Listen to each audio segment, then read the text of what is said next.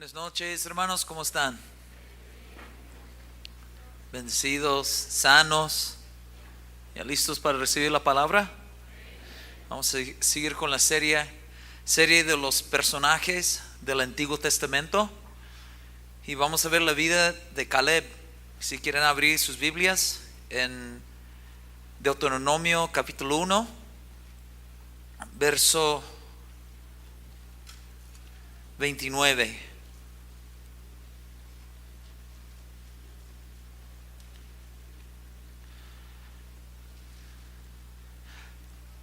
Y luego vamos a Números capítulo 13, verso 30. Vamos a aprender todos juntos acerca de este hombre de Dios que fue diferente. Deuteronomio 1:29. Caleb hablando dice: entonces os dije, no temáis ni tengáis miedo de ellos. Jehová vuestro Dios, el cual va delante de vosotros, él peleará por vosotros, conforme a todas las cosas que hizo por vosotros en Egipto, delante de vuestros ojos. Y en el desierto has visto que Jehová tu Dios te ha traído, como trae el hombre a su hijo, por todo el camino que habéis andado, hasta llegar a este lugar.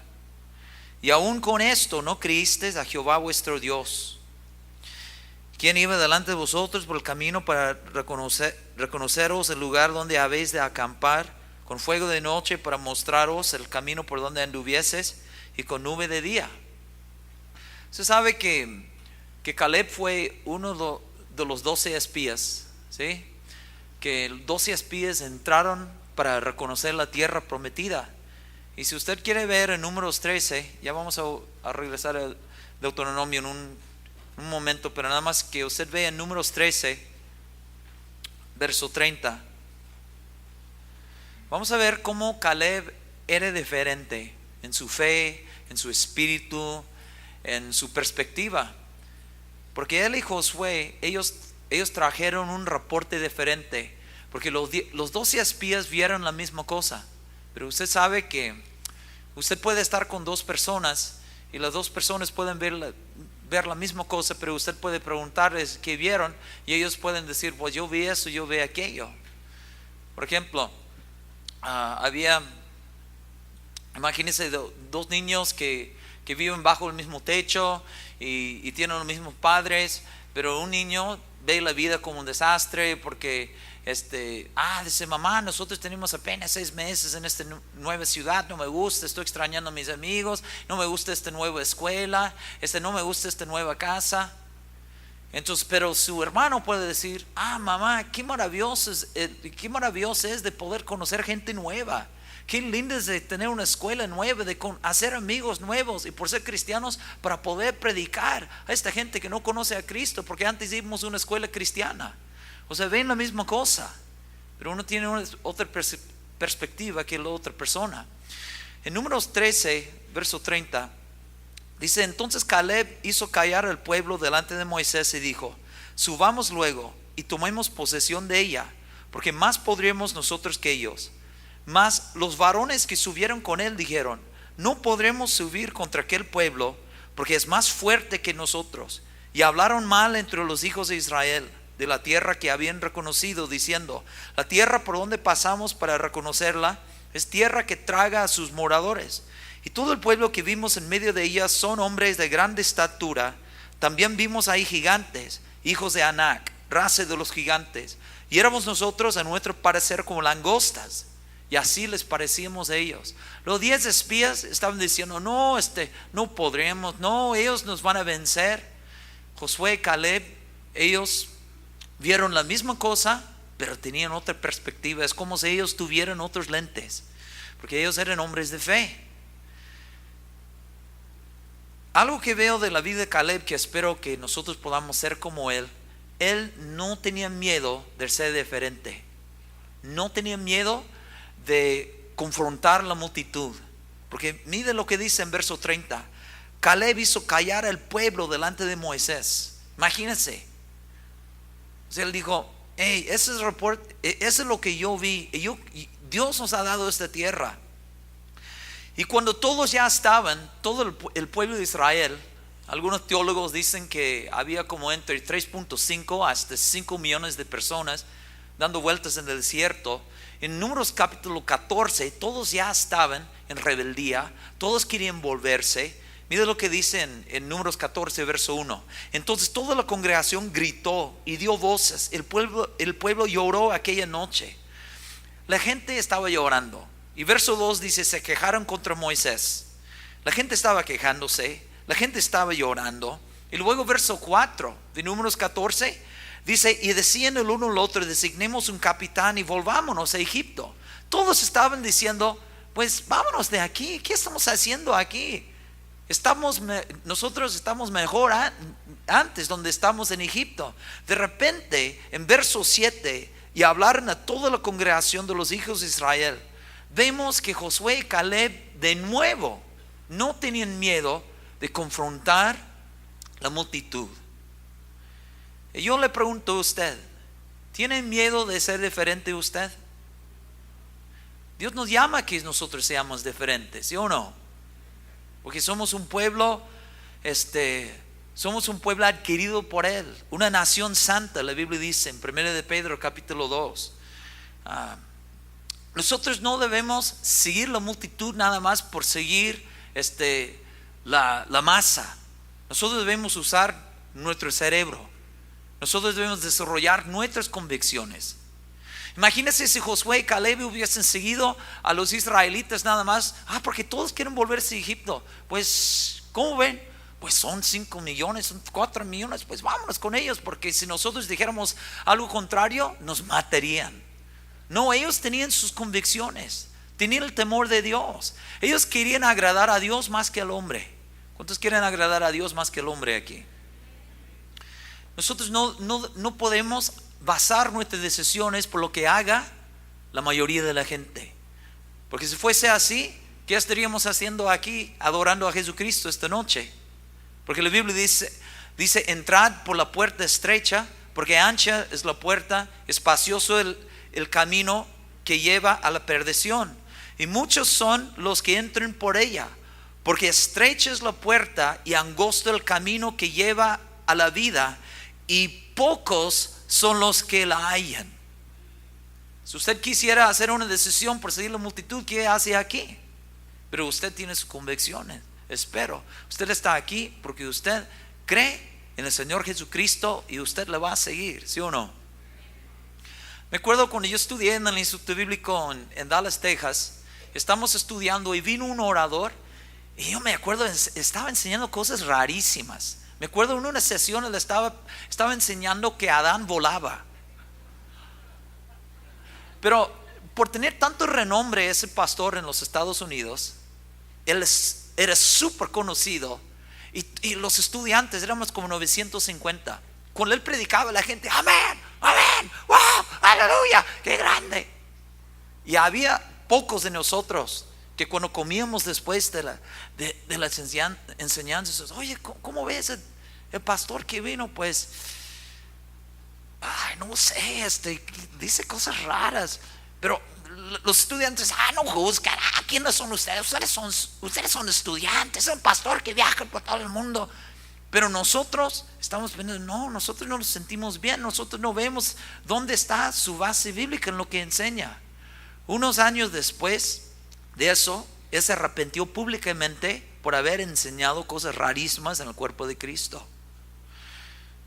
Pero nosotros tenemos que seguir la palabra de Dios, ¿sí o no, iglesia? Sigue la palabra, a ver qué dice Dios, no lo que dice la multitud. Estaba leyendo por el internet que más que 300 líderes en los Estados Unidos, claves, pero súper famosos y claves con renombre e influencia, pastores de iglesias grandes, firmaron un acuerdo con un documento que los musulmanes se juntaron con los cristianos diciendo, nosotros queremos hacer lazos con ustedes, nosotros queremos unidad, y 300 de esos líderes firmaron con musulmanes. ¿Cómo ven ustedes? Pues nosotros debemos seguir la palabra de Dios, seguir a Jesucristo, amén. Nosotros tenemos que Dios nos ayude, que no tengamos miedo de declarar la verdad, la palabra de Dios.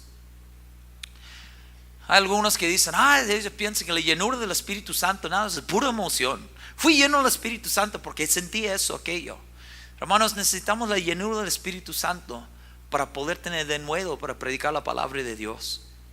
La Biblia dice en Miqueas 3:8, mas yo estoy lleno de poder del Espíritu de Jehová y de juicio y de fuerza para denunciar a Jacob su rebelión y a Israel su pecado. Él estaba diciendo, yo soy lleno del Espíritu para poder declarar, confrontar, decir la verdad. Necesitamos el denuedo que viene de Dios para decir la verdad. Caleb hablaba de la verdad. Vamos a ver otro punto de su vida. Él dijo, regresando a Deuteronomio, en capítulo 1, verso 30, dice en verso 30, dice, Jehová vuestro Dios, el cual va delante de vosotros, Él peleará por vosotros. Vamos a decir, Él peleará. ¿Por quién? Por nosotros, ¿no? Entonces, nosotros debemos, nuestra victoria viene de Dios, ¿sí? Caleb está diciendo, nosotros seremos victoriosos porque Dios va a pelear por nosotros. Los 12 espías vieron la misma cosa, pero 10 vieron la grandeza de los gigantes, 2 vieron la grandeza de su Dios, 10 vieron la grandeza de sus problemas, 2 vieron la solución, nuestro Señor. Por eso nosotros tenemos que vivir con los ojos puestos en Jesús, el autor y consumador de nuestra fe. ¿Ustedes se acuerdan de la historia cuando Jesús estaba con los discípulos, estaban pasando el lago, de repente se levantaban las olas y ¡ay, Jesús! ¡Mira! Y luego Jesús estaba ahí tranquilo y Jesús calmó la tempestad. Y luego la otra historia cuando Pedro caminaba sobre el agua, y cuando él comenzó a poner sus ojos en las olas, en las cosas a su alrededor, es cuando él comenzó a inundirse. Por eso nosotros tenemos que mantener nuestros ojos en el Señor Jesucristo, como Hebreos 12 dice. Dios nos da la victoria en la vida, iglesia. Salmo 18:32. Salmo 18:32 nos dice así. Salmo 18:32 dice, Dios es el que me ciñe ¿de qué? De poder. Y quien hace perfecto mi camino, quien hace mis pies como de siervas y me hace estar firme sobre mis alturas, quien adiestra mis manos para la batalla. ¿Quién nos da ese poder en la batalla? Dios. El salmista también escribió en Salmo 60 verso 11, Salmo 60 verso 11, danos socorro contra el enemigo, porque vana es la ayuda de los hombres. En Dios haremos proezas y Él hollará a nuestros enemigos. En Dios haremos proezas, pero solo en Él, porque separados de Cristo no podemos hacer nada, así dice la Biblia. Isaías 31 verso 1 también habla acerca de depositar nuestra confianza en Dios. Isaías 31:1 dice, hay de los que descienden a Egipto por ayuda y confían en caballos, y su esperanza ponen en carros porque son muchos, y en jinetes porque son valientes, y no miran al Santo de Israel ni buscan a Jehová. Pues podríamos decir, hay de ellos que confían en la economía de los Estados Unidos, hay de ellos que confían en los billetes verdes que dicen en God we trust, en Dios confiamos. Nosotros confiamos en Dios. Dios es nuestra fuente, ¿sí o no? Y como cantamos, Él no cambia. Él es el mismo ayer y hoy por los siglos. No importa lo que pase con los bancos, con la crisis mundial, Dios sigue siendo Dios y Jesucristo sigue sentado sobre el trono del universo. Por eso nosotros debemos tener esa fe en Dios, como los salmistas diciendo, Señor, en ti nosotros vamos a hacer proezas. Jeremías dijo en Jeremías capítulo 20 verso 11, Jeremías capítulo 20 verso 11 dice, mas Jehová está conmigo como poderoso gigante, por tanto los que me persiguen tropezarán y no prevalecerán. Jeremías estaba diciendo, es por el poder de Dios. Dios me ayuda a vencer. Hermanos, hay mucho humanismo en la iglesia de hoy. Muchos predicadores están hablando acerca de su fuerza, de lo que usted puede hacer con su poder. Véase en el espejo, dígale lo que usted es, que usted es grande. Caleb está diciendo: nosotros vamos a vencerles porque Dios va a pelear nuestra batalla. Así como cristianos nosotros debemos saber que fue de Él, pues ¿qué vamos a hacer? Vamos a seguir en Deuteronomio 1 y vamos a ver otro punto que Él dice en verso 30. Jehová vuestro Dios, el cual va delante de vosotros, Él peleará por vosotros conforme a todas las cosas que hizo por vosotros en Egipto, delante de vuestros ojos. Él estaba diciendo: hey, Dios ha sido fiel. Todas las cosas que Dios había hecho. ¿Cuántos de ustedes pueden testificar que Dios ha sido fiel en sus vidas? Si Dios ha sido fiel en nuestras vidas este año y el año pasado y desde hace 5 años, ¿por qué dudarle para el año que viene? ¿Por qué dudarle para el mes que viene? Si Dios no cambia. Si Dios fue el mismo que te liberó, que te sanó, que te ayudó en tu crisis, pues Él sigue siendo lo mismo. Es el mismo ayer y hoy por los siglos. Él estaba recordando a la gente de las cosas que Dios había hecho. Eso es lo que el líder Nehemías dijo en capítulo 4, verso 14. Y él dijo: no temáis delante de Dios, acordaos del Señor, grande y temible. Estaba hablando del Señor. No se olviden de Dios. Dios es grande, Dios es temible. Y nosotros debemos cobrar ánimo sabiendo que nuestro Dios es fiel, ¿cierto? Como David, antes de enfrentarse contra Goliat, David dijo: pues Dios me ayudó a vencer el oso, Dios me ayudó a vencer, ¿qué más? El león. Entonces, pues Dios me va a entregar también Pero David, recordando de la fidelidad, del poder de Dios. Ahora vamos a Números 14 y vamos a seguir viendo diferentes características de Caleb en Números 14. Y dice en Números 14, en verso 7, él y Josué estaban tratando de animar a la congregación que creyera en Dios. En Números 14, 7. Y hablaron a toda la congregación de los hijos de Israel diciendo: la tierra por donde pasamos para reconocerla es tierra en gran manera buena. Ellos dijeron: la tierra es gran manera buena, porque Dios está entregándonos esta tierra. Pero los 10 espías dijeron: no, un desastre, nos van a matar. Literalmente dijeron: nos van a tragar. Estamos fritos como pollo Kentucky aquí. ¿Qué estamos tratando de entrar a esta tierra con los gigantes? Hermanos, si usted mantiene una fe firme en el Señor Jesucristo, esta va a cambiar su perspectiva en las cosas que usted ve. Porque ellos eran hombres de fe. Eso no, nosotros creemos en Dios. Y Dios es más poderoso, Dios es más grande que esos gigantes. Porque nuestro Dios es sobre todo, ¿sí o no? Sobre todo, no hay nadie como el Señor. Pero si usted nada más está fijándose en los problemas, el objeto de su mirada siempre será más grande. Pero si usted mantiene su enfoque en el Señor Jesucristo, admirando su grandeza, como el salmista dijo en Salmo 27:4, contemplando la hermosura de Él. Y la palabra contemplar en el hebreo significa fijarse completo, o sea, fijarse, quedarse fijando en algo.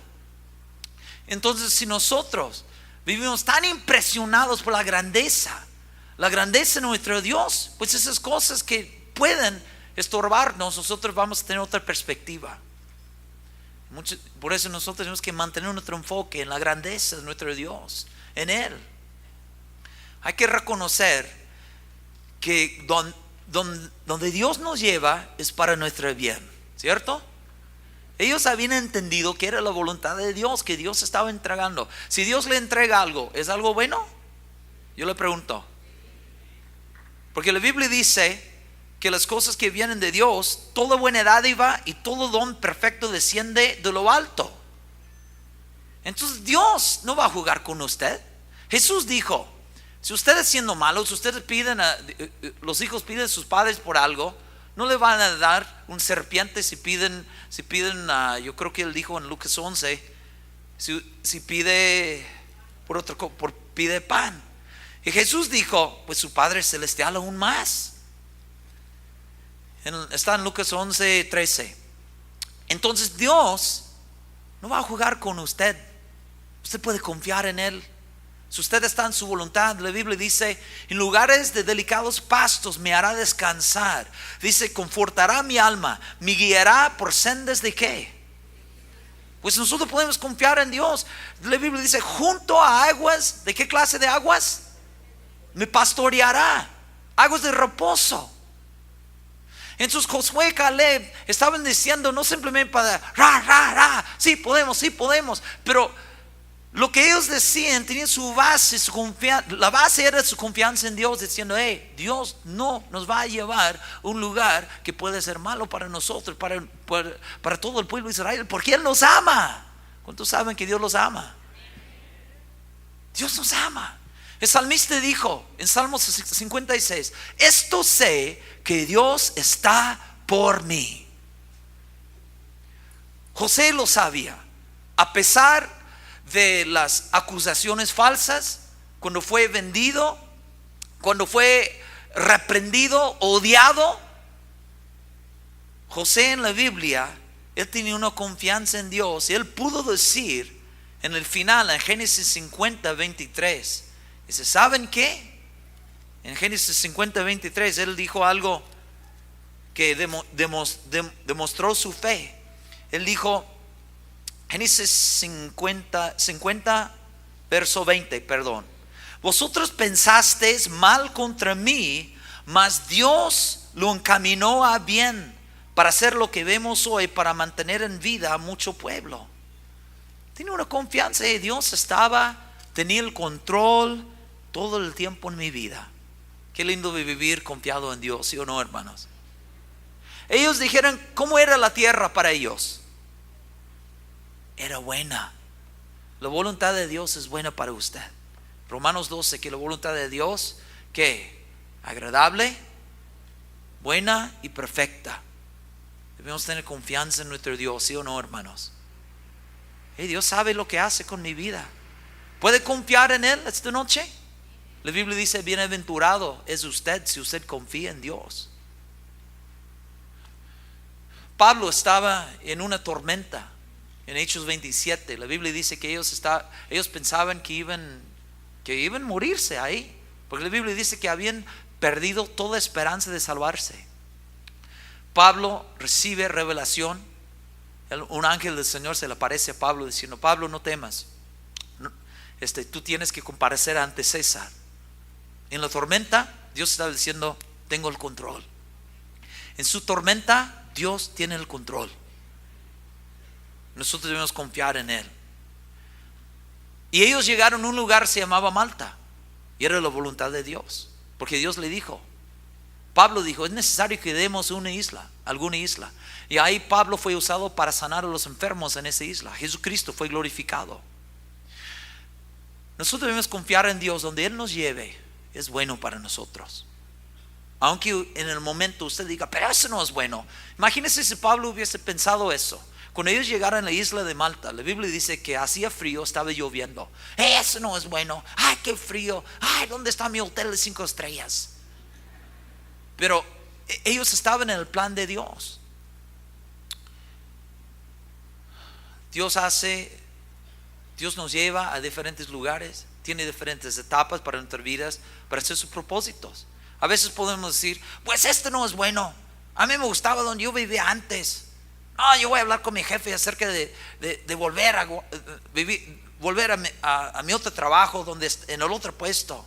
Porque ahora estoy viviendo en esta casita, estoy en un pueblito, estoy ganando la mitad del dinero y ya no vivo media cuadra de la cancha de fútbol. Pero si Dios le lleva allí, yo le garantizo va a haber algo bueno ahí. Porque Dios está haciendo sus propósitos. ¿Bueno para quién? Pues primeramente vivimos para Él, ¿sí o no? Que Dios haga su voluntad en nosotros. Me acuerdo que en mis primeros años en Argentina eran súper difíciles para mí.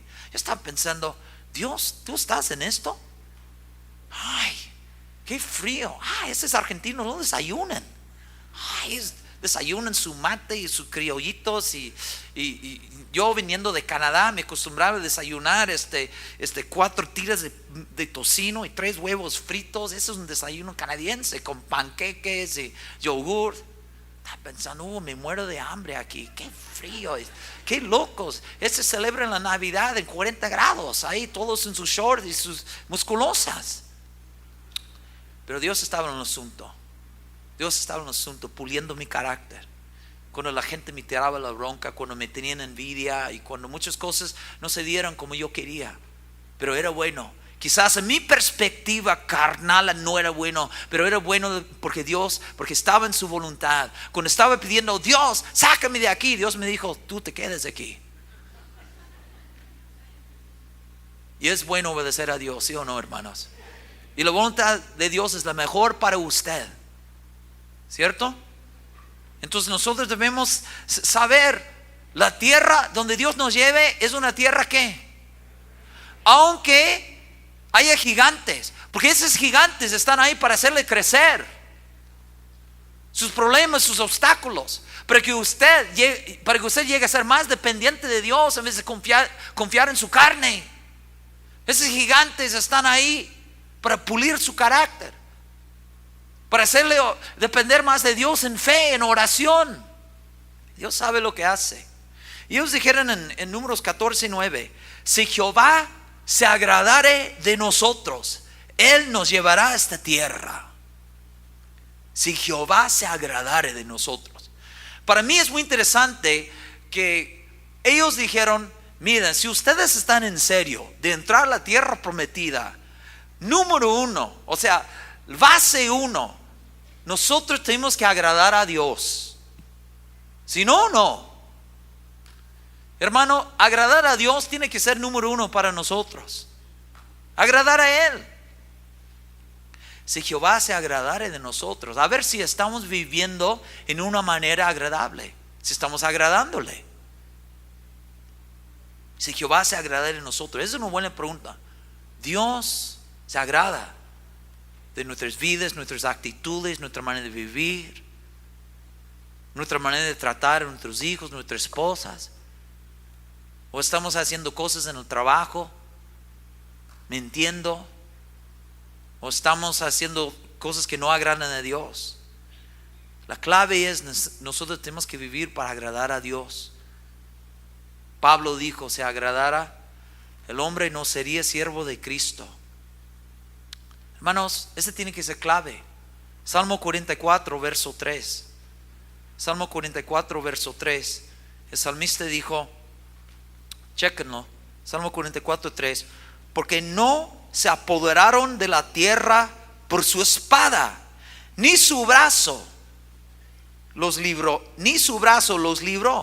sino tu diestra y tu brazo y la luz de tu rostro. ¿Y qué dice? ¿Por qué? Porque tú ¿qué? Te complaciste en ellos. Salmista está diciendo, no fue por nuestro poder, Señor, fue por ti. Jesús dijo en Juan 8:29, un versículo clave para todos los cristianos que quieren vivir agradablemente a Él. Juan 8:29 dice, porque el que me envió conmigo está, no me ha dejado solo el Padre, porque yo hago siempre lo que le agrada. Jesús dijo, porque yo hago siempre lo que le agrada. Ese debe ser un meta de nuestras vidas, de siempre agradar a nuestro Padre. Amén, hermanos. Pablo dijo a Timoteo, escribiéndolo en 2 Timoteo capítulo 2, Timoteo, tú tienes que vivir para agradar a quien te tomó por soldado, el Señor Jesucristo. Aunque no agrades a los hombres. Uno de los estudiantes del Instituto Bíblico me dijo que estaba en una cruzada en los Estados Unidos. Y este predicador súper famoso estaba orando por la gente. Y él estaba ahí adelante en el altar. Y ese predicador venía, estaba orando por la gente, imponiendo las manos, y casi todos se caían. Entonces él estaba ahí para recibir de Dios y impuso las manos y no se caía. Y él no quería caerse para quedarse bien con él, entonces seguía. Entonces el predicador se frustraba. Y me dijo que golpeó, ¡pum!, en el estómago para que se doblara y se cayera por atrás. Y le dije, no puedes, no, pero te golpeó. No, pero me golpeó fuerte. No fue algo, Señor, bendice. No, güey, ¡pam!, para que se cayera. Qué payasos tenemos, ¿no? Algunos que están en el ministerio hoy en día. Creen que ese es otro tema. Hermanos, nosotros llamados a agradar a quién? Agrada a Dios. Agrada a Dios. Entonces la clave no era de la victoria, no era por su poder, por sus números, por su fuerza. Fue por el Señor. Hermanos, porque un día usted y yo vamos a rendir cuentas al Señor Jesucristo, que la Biblia dice que es el juez de vivos y muertos. Wow. Usted no va a rendir cuentas a su novia, a su padrastro, a su mejor amigo, a su papá. Usted va a tener que rendir cuentas al Señor Jesucristo, el juez de vivos y muertos. Y más le vale, y más nos vale que vivamos para agradarle a Él. Y eso es todo. Agradar a Dios, agradar a Jesucristo en esta vida. Entonces nosotros debemos basar nuestras decisiones. ¿Qué piensa Dios de esto? ¿Qué pensará Dios? ¿Esta agradaría a Dios? ¿No? Tú hija, tú dices, pero mi novio me presiona mucho que tengamos relaciones, pero igual me dice que vamos a casarnos un día. ¿Qué dice Dios? Pero si le digo no me va a dejar, que se te vaya entonces. Tú tienes que temer a Dios. Tú tienes que seguir la Biblia. Tú tienes que agradar a Dios. ¿Por qué tienes que hacer? ¿Qué te pasa? Tú eres una cristiana igual como mi abuela. ¿Qué pasa? No, vivimos para agradar a Dios. Que agrademos a Dios más y más.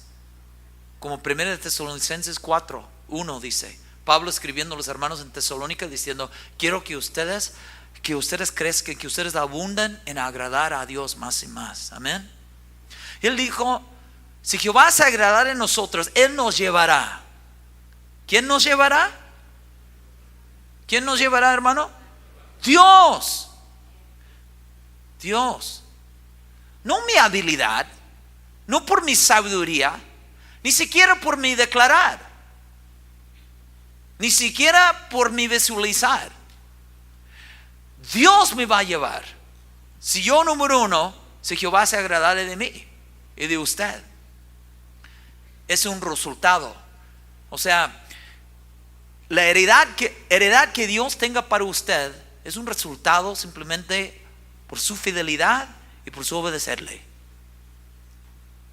Jeremías 9:23 dice, así dijo Jehová, no se alabe el sabio en su sabiduría, ni en su valentía se alabe el valiente, ni el rico se alabe en sus riquezas. ¿No? Dice, mas alábese en esto el que hubiere de alabar, en entenderme y conocerme. Yo soy Jehová.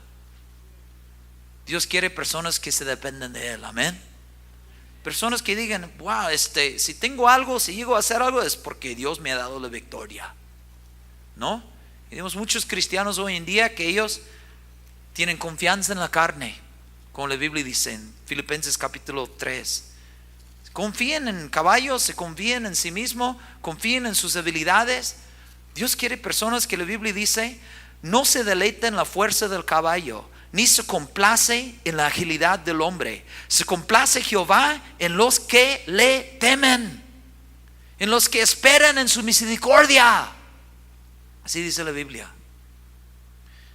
Zacarías 4:6 dice: no con ejército ni con fuerza, sino con mi espíritu, ha dicho Jehová de los ejércitos. Nosotros tenemos que vivir dependientes de Él. Él nos llevará. ¿Quién nos va a llevar a nuestro destino? ¿Quién nos va a ayudar a avanzar? Dios, ¿no? El verbo llevar en el hebreo significa movimiento hacia algo. Si usted se acuerda, en una de las predicaciones, yo creo que fue hace 2 jueves, estaba hablando acerca de la palabra prosperidad en Génesis. ¿Usted se acuerda de lo que significa esta palabra en el hebreo? Empujar ¿hacia dónde? Entonces, ¿quién nos da esa habilidad? Pues Dios. Entonces eso es lo que Caleb estaba diciendo. Pues Él nos llevará a la tierra si nosotros hacemos su voluntad, ¿no? Y luego dijo en verso, creo que estamos en 9, verso 9: por tanto no seáis rebeldes. No seáis rebeldes. O sea, si nosotros por su gracia podemos vivir obedientes, nosotros seremos bendecidos, ¿cierto, hermanos? Porque en el fin de cuentas, Caleb atribuyó su entrar a la tierra, o sea, su heredad, simplemente por la fidelidad de Dios. Pero dijo algo interesante en Josué 14:14. Él dijo: por tanto, Hebrón vino a ser heredad de Caleb, hijo de Jefone, cenezeo, hasta hoy, por cuanto había seguido cumplidamente a Jehová Dios de Israel. O sea, su entrar a la tierra fue un resultado de su obedecerle. Preocúpese en obedecer a Dios, y le garantizo, según la Biblia, Deuteronomio 28 dice: si usted obedece la palabra de Dios, tales bendiciones alcanzarán, ¿cierto? Ni siquiera tiene que estar detrás de ellas, no tiene que atárselas, no tiene que pedírselas de un famoso predicador. Si usted obedece, será bendecido, ¿sí o no, hermanos? La Biblia dice: no seáis rebeldes. La palabra rebelde, según el diccionario, significa persona que se opone al poder o la autoridad. Persona que se opone al poder o la autoridad. También significa persona difícil a dirigir. Personas duras, pues, ¿no? También significa el verbo rebelarse, significa negarse una persona a obedecer otra que tiene cierta autoridad.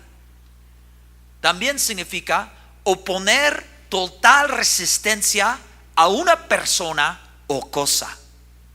Imagínense un rebelde: es que yo no me sujeto, yo quiero hacer el mío. ¿Usted sabe que hay personas que van a los templos evangélicos pero son rebeldes en su corazón? No quieren obedecer la Biblia. Pueden saber lo que dice la Biblia, pero no ponen en práctica. No, yo sé que lo que la Biblia dice, pero no, mi mamá era así, mi abuela también, yo seré así como ellas. No quieren sujetarse la palabra de Dios a sus esposos, por ejemplo. No, yo sé que pero estamos en crisis. Yo sé que no debería mentir en mi trabajo, pero estamos en crisis, hermano. ¿Qué esperas? Pues, ¿qué dice la Biblia? Yo antes diezmaba, pero ya no puedo. Pues usted decide, ¿qué dice la Biblia? ¿Usted quiere sujetarse a la palabra o no? Y la Biblia dice: no seáis rebeldes. Que nosotros podamos sujetarnos, ser como el barro en las manos del alfarero, ¿sí o no? Y no ser duros. Esa es una definición de rebelde.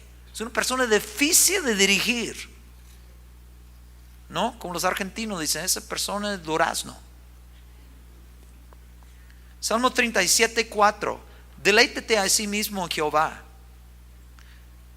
y Él te concederá las peticiones de tu corazón. Este verbo deleitarse ahí en Salmo 37:4 tiene un significado, uno de los significados en el hebreo.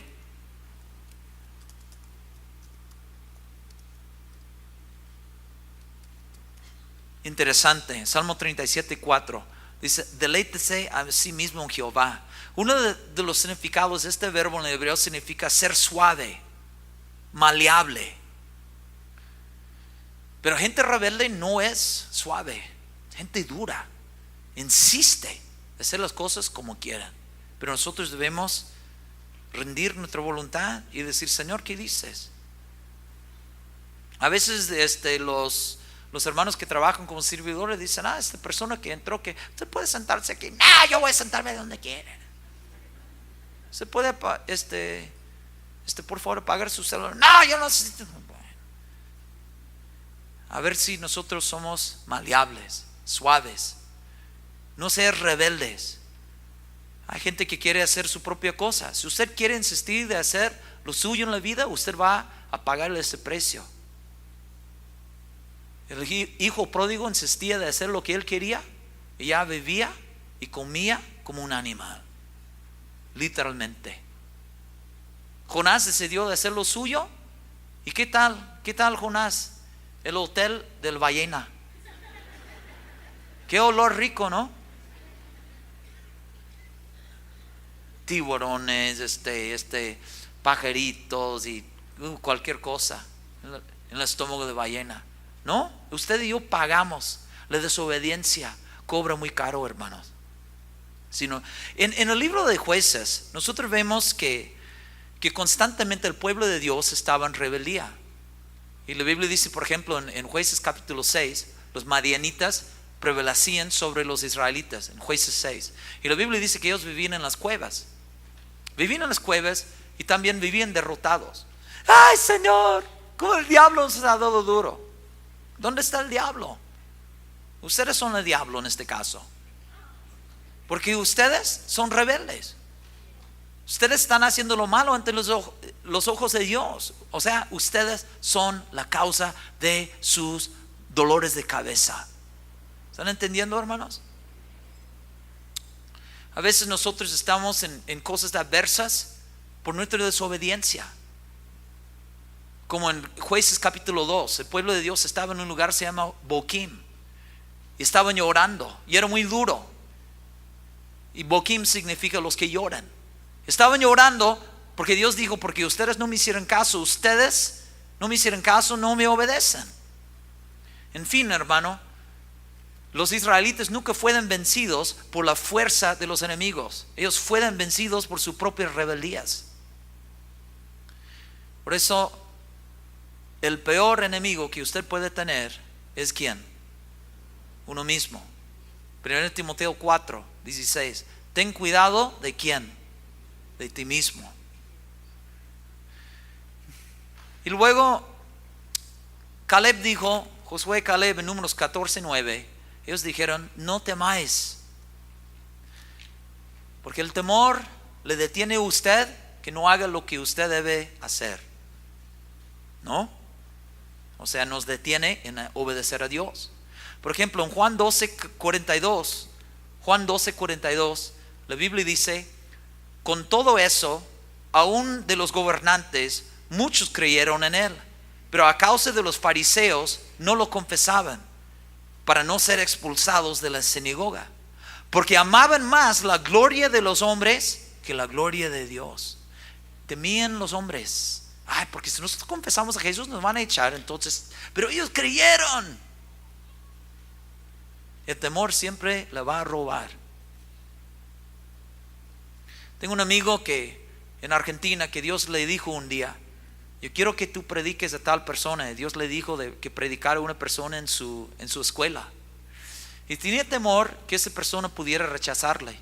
Tenía temor de rechazo. Entonces no le dijo nada. Pasó una semana y él sentía que Dios seguía diciendo: predícale, háblale de mí. Y no lo hacía. El domingo él recibe una llamada de un compañero diciendo: vente al hospital. Y ese compañero que Dios le había dicho toda la semana que le predicaba estaba en el hospital en un estado muy grave. Estaba pensando: ay, Señor, tú me dijiste que toda la semana que le hablara de ti y no lo había dicho. Dices: por favor. Y quería una oportunidad para hablarle de Jesús, porque su compañero le dice: mira, está muy mal en el hospital. Llegó al hospital y ya estaba muerto. Por el temor no le habló. Temor de rechazo. Temor de, que si se burla de mí.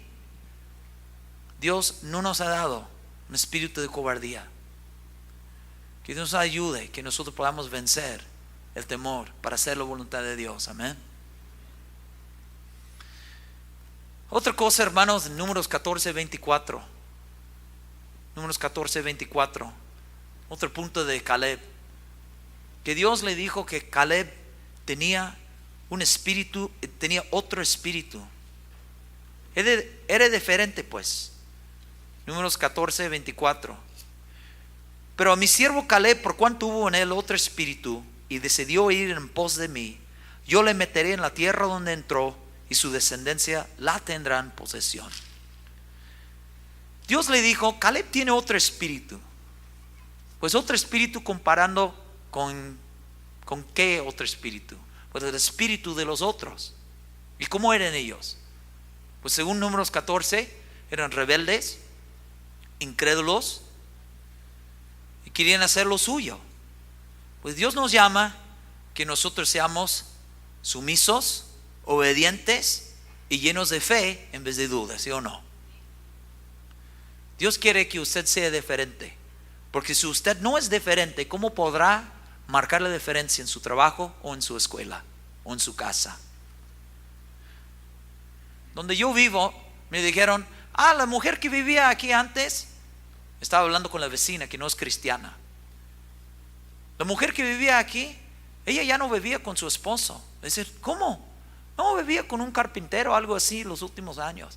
Yo pensé, y ella decía que era cristiana. Hermano, gusto verlo. Imagínense si ella estaba tratando de evangelizar a su vecina. Sí, hay que ir a la iglesia, hay que amar a Cristo. Sí, y este hombre, es el carpintero. Qué desastre, hermanos. Si nosotros no somos diferentes, pues ¿qué estamos jugando, no? Tenemos que marcar la diferencia. Usted debería ser la naranja en el cartón de las manzanas. Pero ahora nosotros tenemos cristianos que viven en adulterio, transan como ellos en el mundo, ¿no? Mienten. Me acuerdo, llegué al aeropuerto en Argentina. Al subir el taxista dijo, ¿de dónde sos vos? Y dije, soy de Canadá. Sí, ya me di cuenta. Ya se nota. Se daba cuenta por mi apariencia física, por mi manera de hablar, por todo. Y yo me puse a pensar, pues él se dio cuenta que era de otro país, por aún mi manera de expresarme, mi apariencia y mi manera de hablar. Y yo les lanzo esta pregunta: ¿sus vecinos, sus amigos se dan cuenta que ustedes son de otro reino por su manera de ser, su manera de hablar y sus actitudes y su comportamiento? ¿Se dio cuenta que era de otro país? ¿Se dan cuenta que ustedes de otro reino? Que seamos diferentes, amén, hermanos. Filipenses 2:15 dice: para que seáis irreprensibles y sencillos, hijos de Dios sin mancha en medio de una generación maligna y perversa, en medio de la cual resplandecéis como luminares en el mundo.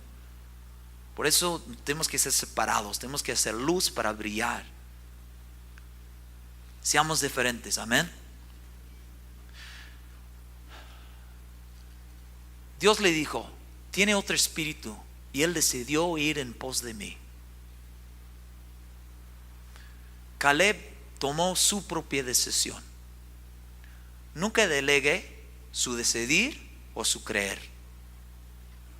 Usted debe hacer sus decisiones, ¿no? Pero vamos a creer en tal cosa porque todos creen. Pues a ver qué dice la Biblia. Nosotros debemos hacer. Estaba predicando la otra noche acerca de Bartimeo. Bartimeo estaba ahí mendigando en el camino, el ciego. Decía, Jesús, hijo de David, ten misericordia de mí. Y la gente decía, cállate, cállate. ¿Qué dice la Biblia que Bartimeo seguía haciendo? Clamando aún más fuerte, cállate. Jesús se detuvo y lo sanó. Imagínese si Bartimeo hubiese dejado que la multitud hiciera la decisión por él. Cállate, estás haciendo bullo, ¿qué haces tú? Y tú eres ciego y no tienes nada para ofrecerle. Bueno. Hermano, muchas veces hacemos decisiones simplemente por la presión de la gente. Estaba leyendo una entrevista que dice que hay muchos jóvenes en Canadá que fuman no por gusto, fuman porque sus compañeros fuman. Fuman para ser aceptados. Convicciones de gelatina, ¿no? ¿Dónde están sus convicciones? ¿Por qué no pueden ser sus propias personas?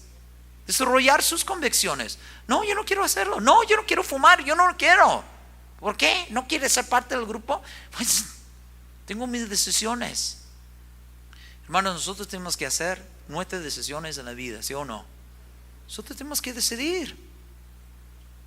Alguien dijo a un evangelista que Dios ha usado para alcanzar muchas personas en el mundo entero.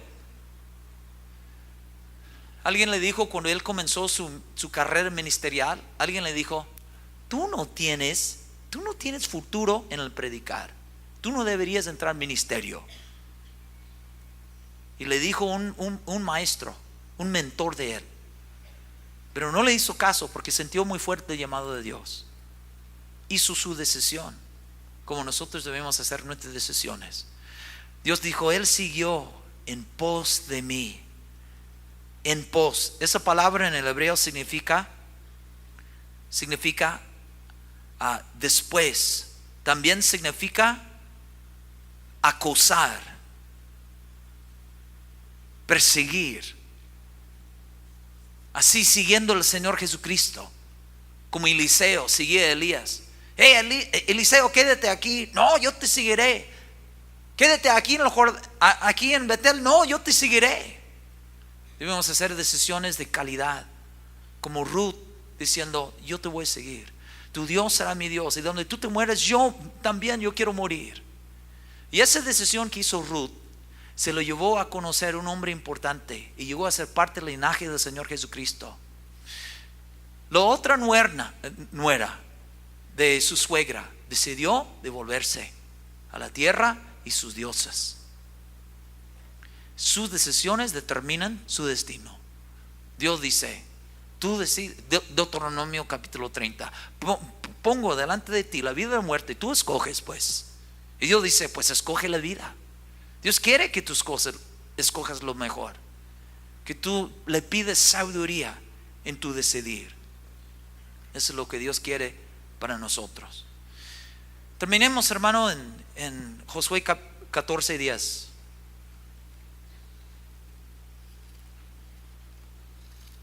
Josué 14:10.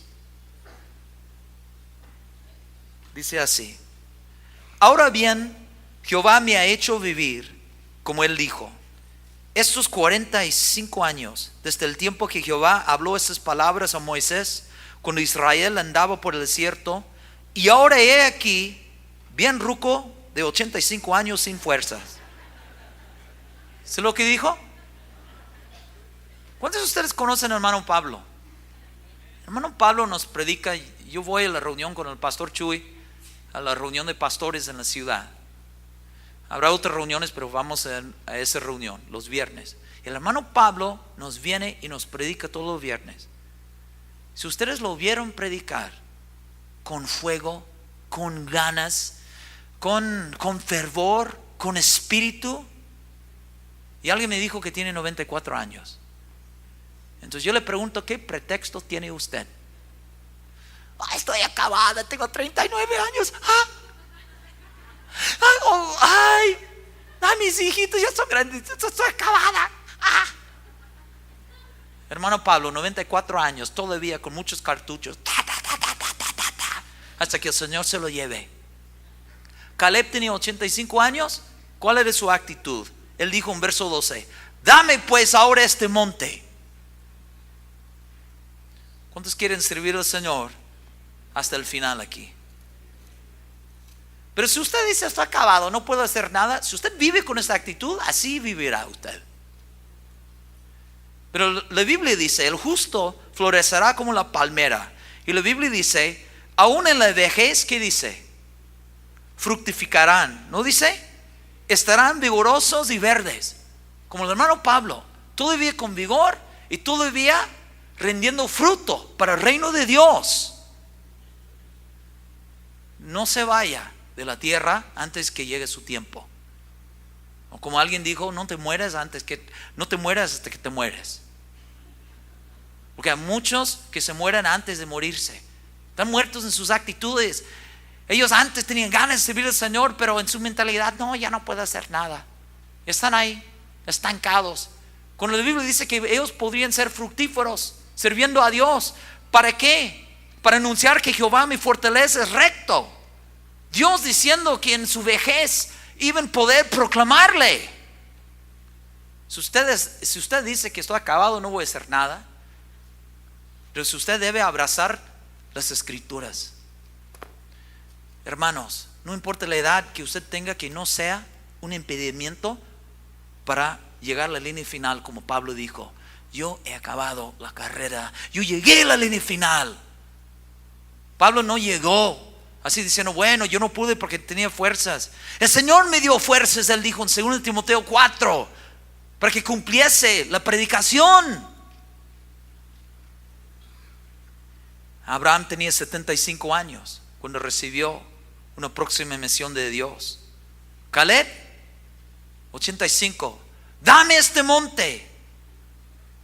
Yo creo que el hermano Pablo, que tiene 94, yo creo que si usted pudiera preguntarle por qué usted sigue predicando, creo que él tendría la filosofía para contestarnos, porque en el cielo no podré predicar. Si usted quiere trabajar para Dios, tiene que ser ahora, mientras que Dios le dé respiro. Hay mucho para hacer. La mies, ¿qué dice la Biblia? Sí, hermanos, tenemos que predicar. Ni siquiera, usted no tiene que preocuparse de subir el avión para ir a África. Aquí en Guadalajara, aquí estamos rodeados de personas que no conocen a Dios. ¿Sí? Estaba en Cuba predicando, y había una mujer que tenía, creo que cerca de 80 años.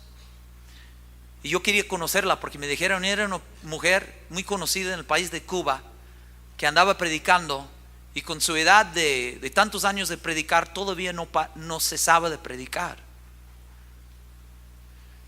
Entonces alguien le preguntó, hermano, usted tiene tantos años, usted ya debería pensar en jubilarse. ¿Por qué usted sigue predicando? Y dijo, ¿jubilarme? Jubilarme para nada. Y contestó a esa persona, me voy a jubilar cuando se jubile el diablo. Hermanos, la Biblia dice en Santiago 4 que nuestro tiempo aquí en la tierra es como que es algo muy breve. Y nosotros debemos darle lo mejor de nuestras vidas para servirle al Señor Jesucristo. Y ser como estos niños cuando agarran ahí un juguito en una bolsa y tienen sed y cada gotita que puede caer. Nosotros debemos dejar que Dios nos use hasta que Él decide de llevarnos y servirle, glorificarle y ser fructíferos y proclamar que Él es nuestra fuerza. La Biblia dice en Salmo 92 hasta el final. Entonces no te mueres hasta que estés muerto, hermano. Vamos a glorificar a Dios, amén. Vamos a orar. Padre celestial, gracias por el tiempo de poder estudiar tu palabra.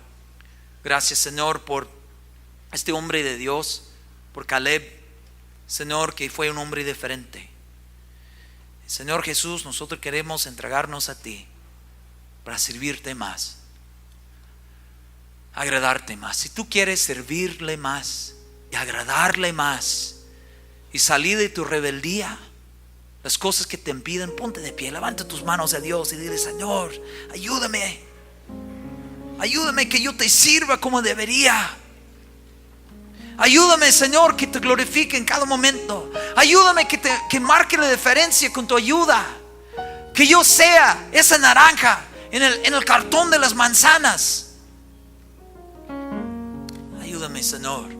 Ayúdame que pueda ser productivo hasta que tú me lleves Señor, que mi edad no sea un impedimento. Ayúdame a hacer decisiones sabias. Señor, que no sea rebelde. Y confío en ti, Señor, que tú me llevarás a la tierra prometida que tienes para mí y para mi familia. Señor, obra en mi corazón que toda rebeldía, Señor, que tú me ayudes en superar y arrepentirme de las cosas que no te agradan. Señor, confiamos en ti, que donde tú nos lleves será bueno para nosotros. Gracias, Señor. Gracias, Dios. Podemos confiar en ti. Ayúdanos de ser diferentes, de no seguir la multitud, pero solo de seguirte a ti y seguir tu palabra. Levante, Señor, las personas escuchando por internet, las personas por CD y las personas aquí en este auditorio. Levanta una generación de hombres y mujeres como lo de Caleb, por la gloria tuya. Señor, confiamos en ti. Te agradecemos por todo lo que tú nos permites hacer. En el nombre de Jesús, amén. Sean bendecidos.